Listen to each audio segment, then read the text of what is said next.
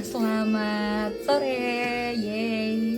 Wow, ini berita hari ini katanya macet parah yang mau ke arah puncak. Jadi sampai ada meme gitu ya katanya ya, mau belok kanan menyerah gitu, balik putar balik atau tetap mau lanjut. Dan teman-teman yang lagi di perjalanan mau pulang, hati-hati di jalan.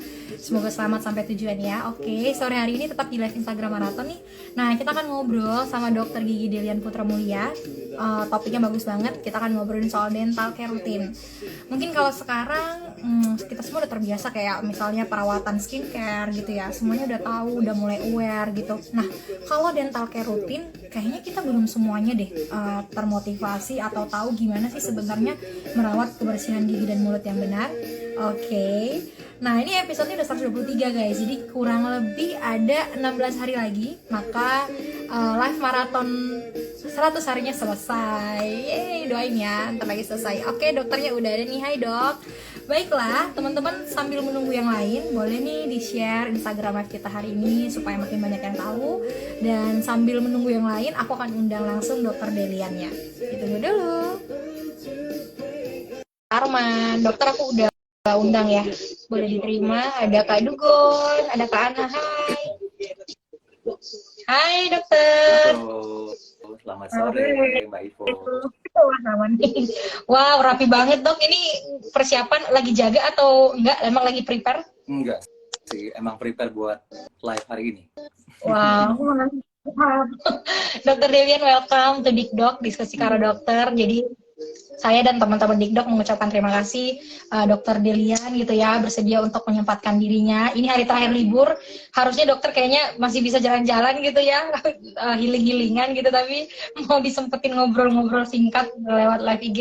Nah, kita kenalan dulu dok. Saya juga secara personal kita belum lama kenal ya dok ya, kayak baru beberapa hari yang lalu. Kita kenalan dulu nih sama Dokter Delian. Ini banyak yang kepoin tadi, banyak yang DM, ini dokternya beneran dokter apa enggak, kok kayaknya selebgram gitu ya. Jadi silahkan dokter diperkenalkan dirinya, monggo. Oke, Assalamualaikum warahmatullahi wabarakatuh. Selamat pagi, selamat sore. Selamat sore. Perkenalkan, nama saya Dr. Gigi Delian Putra. Boleh dipanggil Dr. Del. Saya bekerja di instansi pemerintahan kebetulan di Jakarta Utara, di Kelapa Gading. Mungkin singkatnya gitu aja sih. Oke, berarti deket dong. Kita juga, saya juga di Kelapa Gading dok. Oh, ini jangan-jangan tetanggaan nih kita. Oke. Oke, berarti dokter kesibukannya ada praktek offline-nya di daerah Kelapa Gading gitu ya, dan juga mungkin ada praktek offline online-nya, nanti boleh ditanyain teman-teman. Dokter, ini kan kita habis lebaran ya dok ya, sebenarnya momen habis lebaran ini pas banget kita bahas topik hari ini soal dental care rutin. Saya suka tuh caption dokter tadi waktu di story, dokter bilang, mungkin kalau untuk skincare siapa sih yang nggak tahu sekarang, yang awalnya cewek-cewek, cowok udah lebih aware ya kan dok, udah mulai apa gitu. Maksudnya ternyata berhasil gitu ya dok ya. Nah sekarang PR kita adalah dental care rutin. Nah ini ternyata saya tadi kepo-kepoin teman saya, cuma nanya-nanya doang, ini kamu perawatan mulut giginya apa sih gitu. Paling mereka taunya cuma obat kumur gitu, paling pakai kumur tuh mereka udah dental care rutin banget. Nah sore hari ini kita mau bahas sama dokter Delian guys. Jadi dok, kita mau bahas dulu dental care rutin itu, apakah memang itu termasuk hal penting atau itu kayak cuman penambah, kayak apa ya, kayak cuman untuk estetik aja, bukan yang utama gitu. Oke, boleh saya jawab dulu ya. Jadi sebenarnya sih kalau untuk dental care rutin itu memang daily care ya, sama kayak pemakaian skincare. Jadi memang harus dilakukan setiap hari kayak gitu. Jadi untuk mencegah kerusakan gigi kayak gitu. Karena kan sebenarnya itu hal simple, small act big impact, tapi banyak juga orang yang tidak melakukan. Nah, jadi akhirnya memperparah kerusakan giginya dan akhirnya banyak kunjungan ke dokter giginya seperti itu. Oke, ini menarik dok. Ditambah lagi saya tanya tadi sama teman saya, menurutmu gitu kan, kewajiban dental care rutinmu apa sih? Ya sikat gigi dong, kata dia gitu ya dok ya. Berarti padahal saya tanya sikat giginya gimana? Wah ternyata salah dok. Dan faktanya memang udah seusia kita pun udah gede gitu ya, masih banyak yang nggak tahu cara mengikat gigi. Padahal itu basic awal dan masih ada dental care rutin lainnya maksudnya ya dok ya. Dokter boleh sharing dong, apa aja sih dental care rutin itu? Apakah cuma sikat gigi doang atau sebenarnya ada yang lain? Oke. Mungkin kita bahas satu persatu kali ya, Mbak Ivo ya. Boleh. Mungkin kita mulai dari cara menyikat gigi yang baik dan benar gitu. Kebetulan saya udah bawa Phantom nih. Saya udah siapin, saya bawa Wow, Phantom gigi. Nah, jadi di sini ada Phantom gigi yang saya bawa. Tuh. nah seru Kelihatan banget ya. ya? Kelihatan dong. Di Kelihatan sini deh. udah kelihatan. Jadi sebenarnya kadang orang menyikat gigi itu maunya buru-buru gitu. Gosok, Hmm. terus akhirnya udah selesai gitu kan. Padahal idealnya, normalnya itu harusnya paling enggak menyikat gigi itu bisa sampai 2 menit durasinya. Kayak gitu ya. Harusnya sampai 2 menit kayak gitu. Dan teknik menyikat gigi sebenarnya banyak. Banyak banget teknik menyikat gigi kalau secara teori nih. Tapi Iya. mungkin saya simplify aja. Saya sederhanakan aja di sini gimana caranya menyikat gigi yang baik dan benar. Jadi biar bisa diaplikasikan buat teman-teman semua yang ada di sini. Kayak gitu. Oke? Oke. Jadi gini, ini misalnya nih gigi kalian nih. Nah, ini sikat giginya nih. Aku udah pegang sikat giginya dan ini gigi kalian. Kayak gitu. Nah, gigi kan banyak nih permukaannya ya. Permukaannya ada banyak banget. Maaf, suara saya kedengaran kan jelas ya? Kedengaran jelas dok. Oke, siap. Nah, ini gigi banyak sekali permukaannya. Mungkin ketika kita membuka mulut, fokus kita memang yang ini nih. Yang di permukaan kunyahnya tuh. Nah, di permukaan kunyah ini yang jadi fokus kita biasanya kan pada saat menyikat gigi itu pastinya kayak gitu. Ya itu memang benar. Nah, jadi memang kalau pada permukaan kunyah itu memang kita gerakan maju mundur seperti ini, ya. Kita gerakan maju mundur seperti ini. Setelah permukaan kunyahnya beres semua sisi, atas, bawah, kanan dan kiri. Nah, jangan lupa juga di bagian yang menghadap ke arah pipi nih. Yang ke arah pipi, kita coba putar di sininya. Nah, menyikatnya kita putar kayak gitu. Putar di bagian sini. Nah, kita putar sama kanan dan kiri dilakukan secara bersamaan. Oke. Nah, untuk bagian depan biasanya kan maju mundur nih. Nah, kayak gini. Kalau bisa diganti jadi atas dan bawah seperti ini. Nah, gitu ya. Diganti atas dan bawah biar apa? Kadang kan kalau misalnya kita maju mundur tuh bagian gigi yang dekat leher gigi yang dekat gusinya itu suka terkikis. Sehingga menyebabkan giginya ngilu gitu.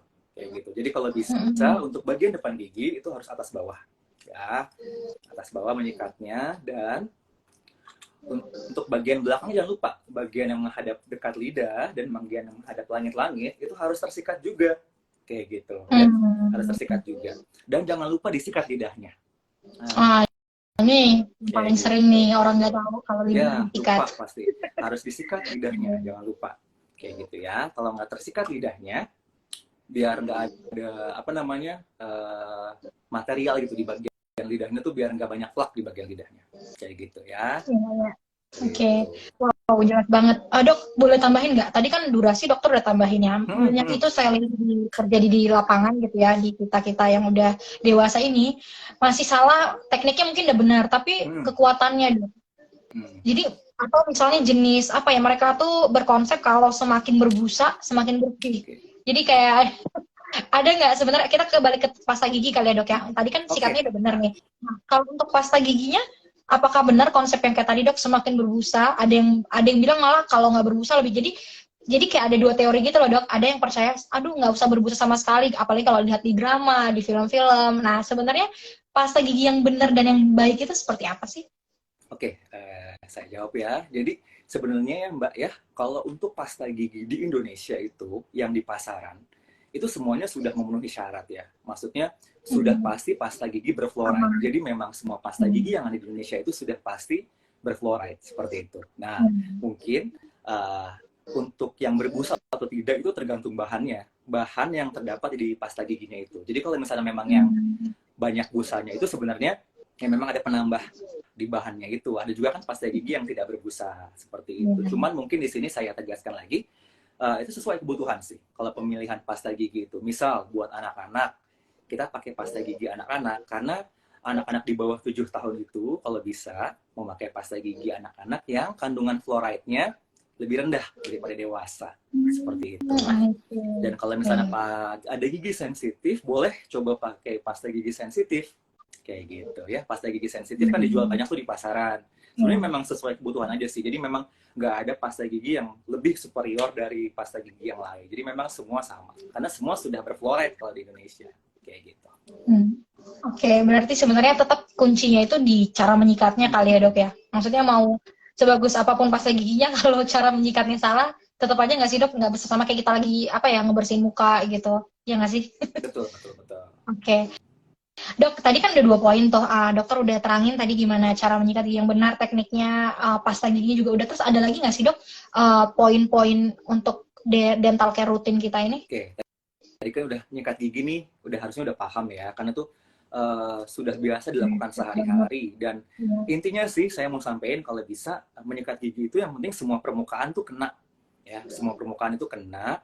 Jadi kalau misalnya nggak kena, pasti ada kelamaan dia akan nimbul plak di situ dan akan menjadi karies gigi atau gigi berlubang. Jadi paling nggak semuanya kena, sikatnya tidak perlu kencang-kencang, yang penting semuanya kena dan tersikat permukaannya, kayak gitu ya. Itu untuk sikat gigi mungkin. Tapi ini selanjutnya mungkin saya mau jelasin ini nih, pemakaian dental floss. Itu apa tuh dok?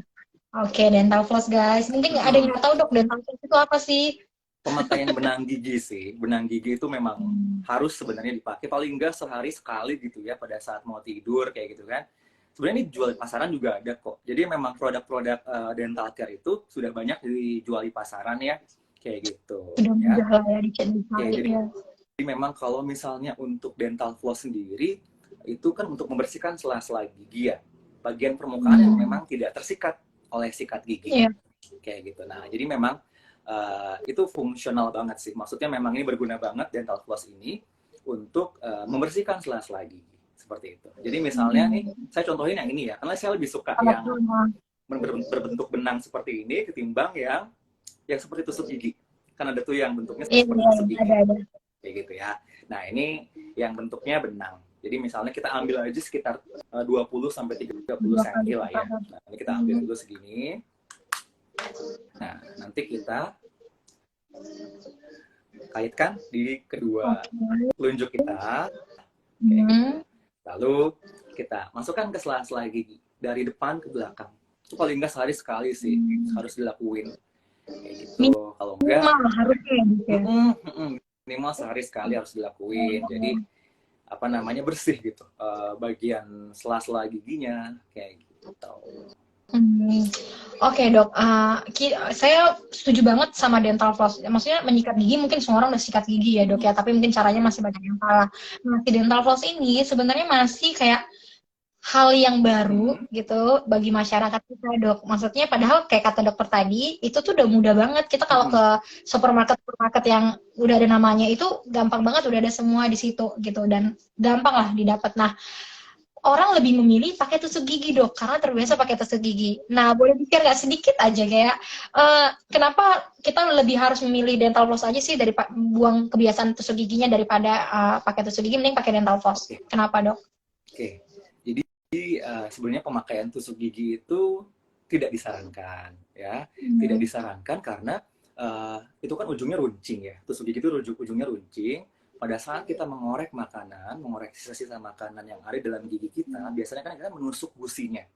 Kalau dilakukan secara setiap hari, nanti lama-kelamaan gusinya itu akan luka dan gusi itu dia punya anatomi normal tuh, dia bentuknya seperti segitiga gitu ya, kayak gitu, runcing gitu. Tapi kalau misalnya keseringan dipakai tusuk gigi, lama-kelamaan bentuk normalnya itu akan hilang kayak gitu. Jadi, nah itu sumber dari ininya apa namanya infeksinya, peradangan di situ gitu. Oke, berarti memang teman-teman udah denger ya, diganti kebiasaannya jangan pakai tusuk gigi, coba dipakai dental floss. Tadi kan caranya udah dikasih tahu. Dok, balik lagi next. Sikat gigi, pasta gigi, dental floss. Nextnya ada lagi nggak dok? Obat kumur? Nambah ini Mbak yang sikat gigi tadi. Sebenarnya kalau untuk penggunaan sikat gigi ya, mau sikat gigi yang manual seperti ini ataupun sikat gigi elektrik itu sama aja sebenarnya. Ada risetnya, ada jurnalnya. Jadi kalau penggunaan sikat gigi manual dan sikat gigi elektrik itu outcome-nya sama, hasilnya sama kayak gitu. Jadi nggak perlu ragu memilih sikat gigi manual biasa. Yang penting cara penyikatannya itu benar kayak gitu. Itu tambahannya sih ya. Kayak gitu. Setuju dok. Obat kumur. Obat kumur itu termasuk tambahan dental care rutin atau itu termasuk yang satu paket dental care rutin basicnya dok? Oke, Boleh saya jawab ya tentang pemakaian obat kumur. Jadi memang pemakaian obat kumur itu memang dilakukan sesuai indikasi harusnya ya. Harus sesuai indikasi, kalau bisa sih diresep oleh dokter gigi yang merawatnya. Kayak gitu. Jadi tidak asal kita membeli obat kumur dan kita pakai setiap hari kayak gitu. Kalau bisa tidak seperti itu. Kayak gitu. Memang agak sulit karena obat kumur itu sudah bebas dijual di pasaran ya. Jadi mungkin orang-orang juga harusnya aware gitu. Kalau misalnya obat kumur itu kan sifatnya antimikroba ya, antibiotik yang dipakai topikal gitu di dalam mulut gitu. Jadi kalau misalnya dipakai setiap hari, pasti akan mengubah kondisi mikroba yang ada di dalam mulut sehingga bisa terjadi suatu penyakit A kayak gitu atau misalnya penyakit B kayak gitu ya. Jadi kalau bisa pemakaian obat kumur itu memang diresepkan oleh dokter gigi sesuai indikasi yang memang kalian yang berobat ke dokter gigi dan dianjurkan untuk memakai obat kumur dari dokter giginya. Dan tidak selamanya, maksud saya tidak harus tiap hari memakai obat kumur. Kayak gitu sih. Ya. Mungkin memang ada juga obat kumur yang beberapa yang memang aman, cuman kita balik lagi. Dia fungsi obat kumurnya itu untuk apa? Kalau misalnya memang untuk antimikroba, kalau bisa jangan dipakai dalam jangka panjang. Seperti itu. Wah ini menarik informasi baru nih teman-teman, karena saya tahu banget kayak teman-teman tuh merasa kalau pakai obat kumur dia kayak males gitu kan dok, kayak sikat gigi. Jadi kayak apa ya, sugestinya kali dok, afirmasi kalau udah kumur pakai itu kayak langsung hilang gitu kumannya. Padahal logikanya kalau udah nempel di gigi nggak bisa cuma pakai kumur guys, harus disikat gitu. Ya, Oke, kita coba ada lagi nggak dok dental care rutinnya setelah obat kumur? Penyikat gigi udah, Gigi, pasta, dental, floss, terus pemakaian obat kumur yang aman udah, kayak gitu ya. Mungkin ada yang mau nanya dulu nggak dari penonton di sini? Ada, kita libatin dulu. Ada nggak yang mau bertanya? Ada kayak gitu misalnya. Coba ya, aku pinkan dulu. Nah ini mana ya? Oke, ini. Kelihatan nggak dok? Ada dari Rohani Deprianti. Dok, kalau saya sikat gigi sering berdarah itu kenapa dok? Ini hal yang paling sering terjadi. Silakan dokter. Halo, terima kasih untuk Rohani Deprianti atas pertanyaannya. Saya izin jawab. Kalau misalnya sering berdarah saat menyikat gigi itu mungkin banyak kemungkinannya. Ya gitu kan? Karena kan kalau misalnya gigi saya harus lihat klinis dulu nih. Tapi ini kalau misalnya seperti ini biasanya itu ada peradangan pada gusinya atau gingivitis kayak gitu ya. Biasanya ada peradangan pada gusinya kayak gitu. Nah, peradangan pada gusi itu biasanya umumnya karena karang gigi kayak gitu. Jadi kalau bisa jangan lupa dibersihkan karang giginya dulu gitu. Biasanya ketika sudah dibersihkan karang giginya, mulutnya sudah bersih, itu pada saat menyikat gigi hilang darahannya kayak gitu ya. Itu simpelnya seperti itu misalnya sebab akibat ini, tapi nggak besar ya dok ya, seperti itu kayak gitu ya. Kalau udah sering berarti anjurannya dianjurkan untuk langsung periksa nggak sih dok kayak gini ke dokter gigi? Kalau misalnya seperti itu, kalau misalnya memang sudah ada perdarahan terutama ketika menyikat gigi, kalau bisa langsung ke dokter gigi andalannya. Semangat Rohani, jangan sampai dibiarin itu, semoga menjawab ya. Oke, next ada pertanyaan ini dok dari Arif Jayadani, ngomongin soal benang gigi. Dok, kalau benang gigi itu apa nggak bikin gigi semakin renggang dok? Oke, terima kasih Arif atas pertanyaannya. Untuk selama ini sih yang saya baca dari riset, saya baca jurnal, itu belum ada sih benang gigi yang bikin gigi itu semakin renggang kayak gitu ya. Kayak gitu. Karena dia kan benar-benar tipis sekali sampai sela-sela gigi yang rapat aja dia bisa masuk kayak gitu. Bahkan justru kita kalau pada saat menambal gigi itu, kalau misalnya tambalannya itu sudah lebih dari satu bidang, kita ngeceknya pakai dental floss. Bisa nggak dental floss ini masuk? Kalau misalnya dental floss ini bisa masuk ke sela-sela antar dua gigi, berarti tambalannya oke. Kayak gitu. Oke. Itu ya Kak Arif, mungkin dia tadi logikanya, tapi mungkin kalau pakai dental floss ya sehari sejam 2 jam gitu ya bisa jadi ya dok ya, tergantung dia makainya gimana kali ya. Kan anjurannya sebenarnya berapa lama sih dok pakai dental floss itu, untuk daerah-daerah sela-sela gigi aja atau daerah-daerah tertentu yang kemungkinan kita nggak bisa jangkau pakai sikat gigi seharusnya? Harusnya sih sebenarnya indikasinya jika ada gigi yang posisinya tidak baik ya, posisinya agak berjejal seperti itu harus pakai dental floss karena pasti nggak akan bersih ketika tersikat pada saat sikat gigi kayak gitu. Tapi kalau bisa pemakaian sehari-hari pun harus kayak gitu. Oke, siap. Thank you Ya, dokter. Semoga menjawab ya Kak Arif. Ini next dok, pertanyaan mewakili dari orang tua nih kayaknya. Dok, kalau untuk anak pada usia berapa bisa pakai dental floss? Nah, anak-anak dianjurkan nggak? Bagus banget nih pertanyaannya. oke. Jadi kalau misalnya untuk pada anak-anak sih, pemakaian dental floss itu boleh dilakukan kayak gitu. Cuman harus di orang tuanya yang makein gitu ya. Karena Hmm, itu kan kalau misalnya pemakaian dental floss itu sulit, terutama buat anak-anak yang motoriknya belum berkembang seperti dewasa kayak gitu. iya. Jadi untuk apa namanya pemakaian dental floss boleh asal diawasi oleh orang tuanya, dan kalaupun orang tuanya belum bisa pakai, harus konsultasi dulu ke dokter gigi gimana cara pakai dental flossnya kayak gitu. Mungkin kalau mau simple pakai yang seperti tusuk gigi tuh, nah itu mungkin lebih simpel kalau buat anak-anak ya kayak gitu. Gitu sih. Oke, semoga menjawab ya Kak Firly Fatina. Wow, ini rame banget pada nanya semua. Ini ada dari @ias_zzz. Pertanyaan selanjutnya dok, kalau obat kumur gimana dok? Ada tips nggak terkait obat kumur? Oke, tadi kan terima kasih nih Kak Iya sudah nanya. Oke, jadi tadi sebelumnya sih obat kumur yang di pasaran mungkin saya kasih tahu bahan aktifnya ya. Rata-rata yang dijual di pasaran itu bahan aktifnya itu chlorhexidine sama povidone iodine. Itu yang common ya. Mungkin brandnya kalian juga tahu ya, yang povidone iodine tuh mereknya apa, betadine biasanya. Tuh, saya sebut. Iya. Nah, kalau yang chlorhexidine tuh hampir semua eh, hampir banyak obat kumur itu yang bahan aktifnya chlorhexidine. Jadi itu tadi seperti saya bilang, jurnal terbaru pada saat 2021 itu kalau misalnya yang povidone iodine itu aman untuk pemakaian setiap hari sih, kayak gitu. Untuk yang povidone iodine, nah kayak Oke. gini ya.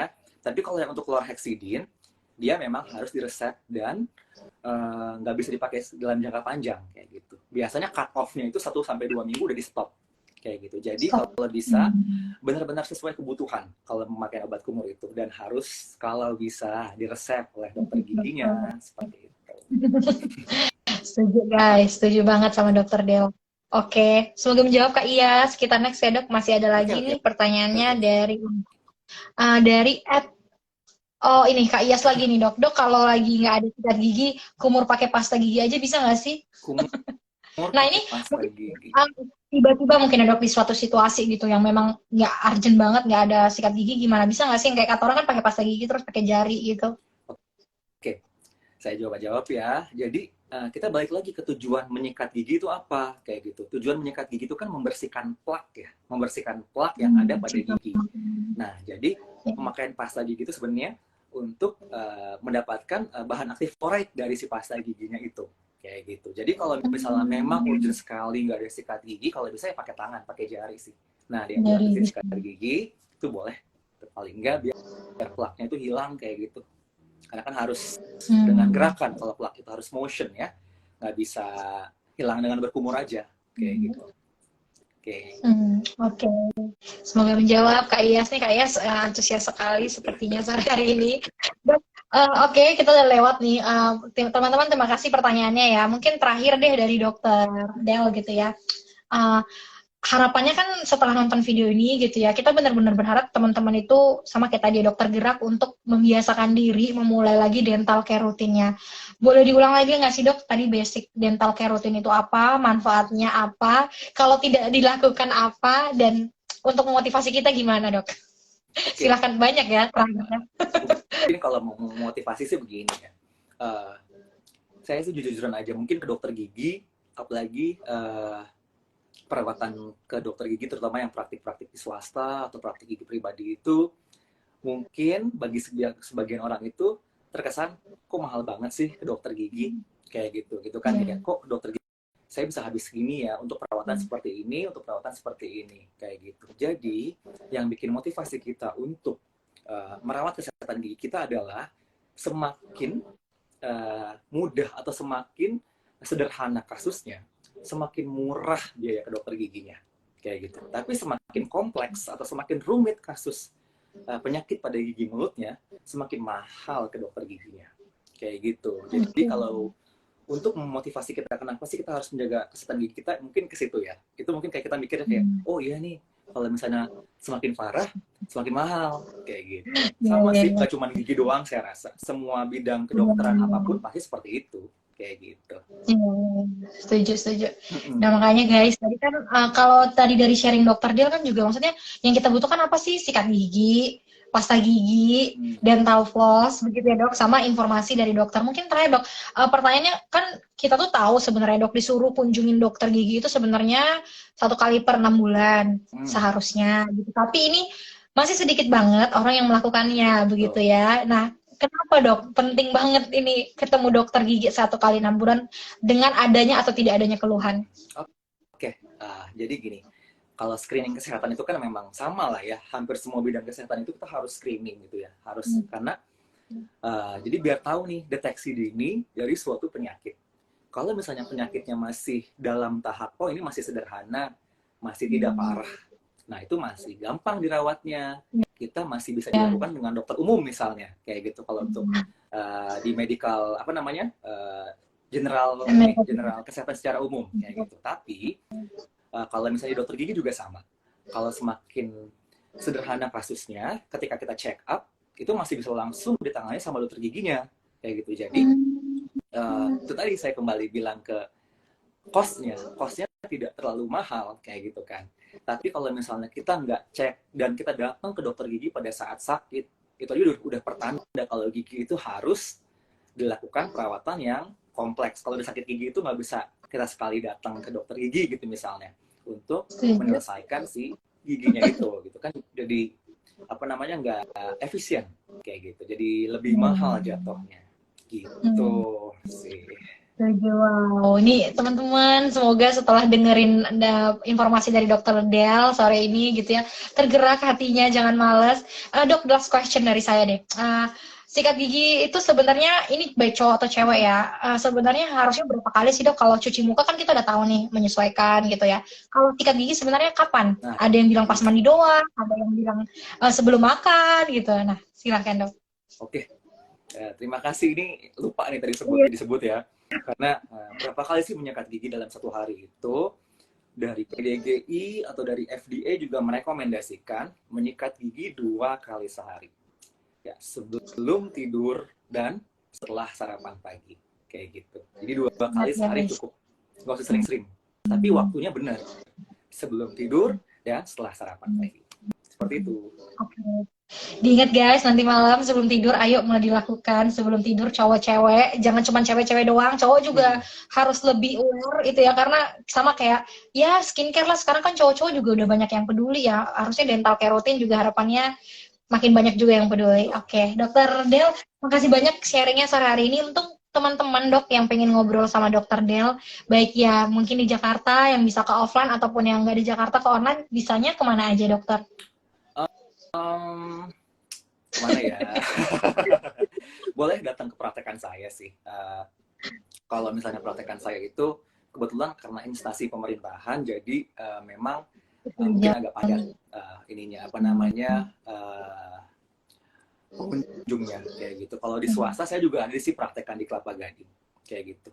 Di Kelapa Gading itu di Mall Kelapa Gading 2 ya. Nama kliniknya Happy Dental Clinic, itu di lantai 2. Oh, oke, tuh guys ada di MKG anak Jakarta Utara, baris ke MKG ya.